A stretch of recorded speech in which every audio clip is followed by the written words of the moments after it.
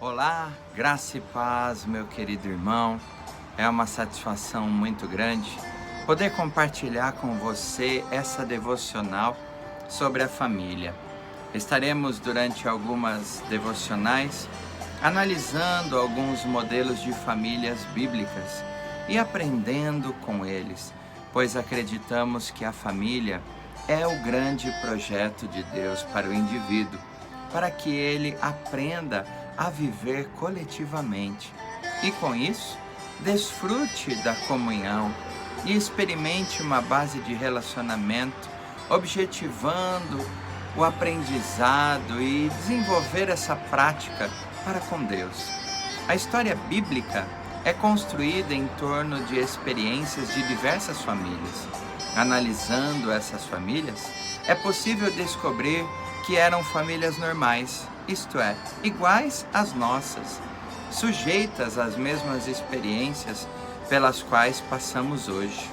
Muitas das famílias bíblicas souberam se valer da graça de Deus para enfrentar e superar os desafios. Outras, infelizmente, não souberam lidar com esses desafios e fracassaram. Em ambos os casos, porém, temos muito a aprender.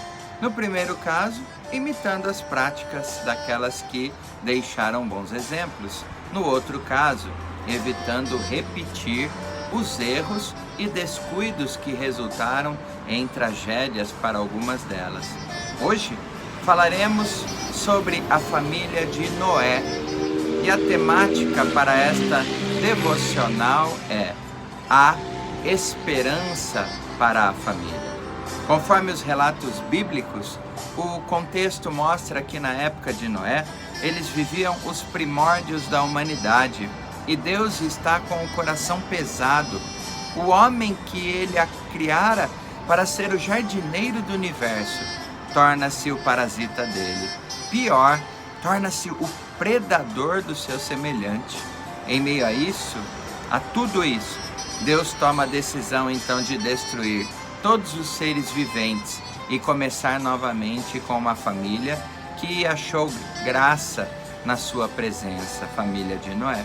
É esta família cuja intimidade não nos é narrada nas Escrituras, exceto por um pequeno episódio familiar.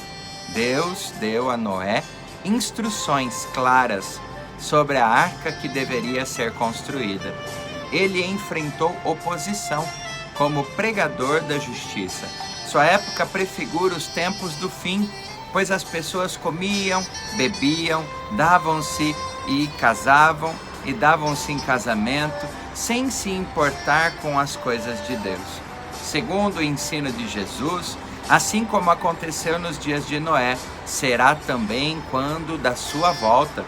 A Bíblia nada fala sobre a esposa de Noé e suas noras, exceto o fato de terem sido incluídas na salvação que a arca propiciou.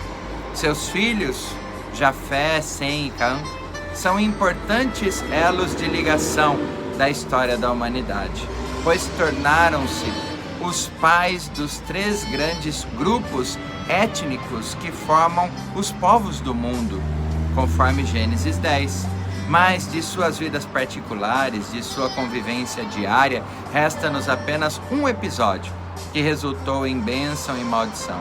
Considerando os acertos e falhas dessa família-chave na história da redenção, vamos ver algumas lições que dizem respeito também hoje às nossas famílias. Primeiro, podemos ser um canal de bênção para a nossa família. A família é uma célula que se relaciona com outras células e, ao mesmo tempo, tem relações internas. A família de Noé não era diferente. Vivendo em um mundo corrompido, a família de Noé poderia ter sido engolida pela calamidade que destruiu aquela sociedade da época. Entretanto, foram preservados, pois o patriarca Noé achou graça diante de Deus. A graça de Deus em sua vida produziu frutos que o distinguiam de seus contemporâneos na época. Ele era justo e íntegro e andava com Deus. Já em seu nascimento, a graça já estava presente, pois foi profetizado que ele seria consolador de quem labuta e se cansa sob a maldição. Em meio à maldição que assolava a terra, Noé seria portador de bênção. A mesma graça que abençoou Noé foi estendida à sua família, que o acompanhou na preservação da vida e na construção de um novo mundo após o dilúvio. Ele foi um homem de Deus que se mostrou sensível à voz divina e soube conduzir sua família debaixo da graça de Deus.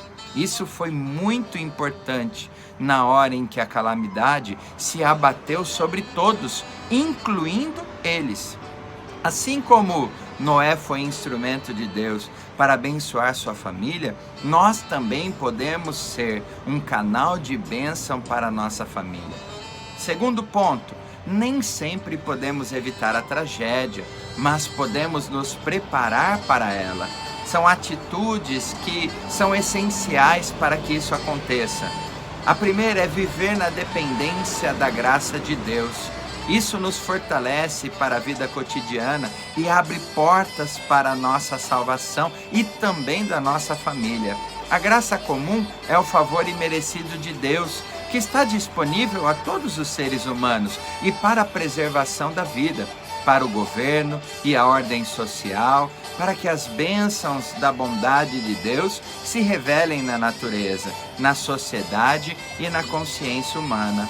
A luz que estava disponível a todos os contemporâneos de Noé ensinou a ele que valia a pena andar com Deus e viver com integridade e justiça, mesmo que ao redor só houvessem corrupção e injustiça. Não há melhor maneira de preparar os filhos para a vida do que a integridade dos pais. Quando vier a tempestade que atingirá a todos e poderá destruir a muitos, como nós estamos vendo hoje, nossa família estará fortalecida com bons exemplos, firmada com bons alicerces, sendo capaz de resistir aos ventos, mesmo sofrendo com eles. A construção da arca pode ter levado cerca de 100 anos, pois Gênesis 5:32 fixa a idade de Noé em 500 anos, quando sua família estava completa. E diz que no ano 600 de sua vida teve o início o dilúvio. Certamente ele não construiu a arca sozinho, mas deve ter contado com a ajuda de seus filhos, os quais o ouviram pregar e exortar os seus contemporâneos a que se preparassem para a tragédia. Foram anos de exemplo e trabalho, determinação, obediência ao chamado de Deus, todos gravados com fogo no coração de sua família.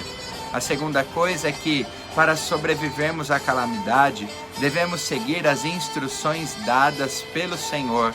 No caso de Noé e sua família, as instruções eram específicas e dirigidas a preservá-los no dilúvio.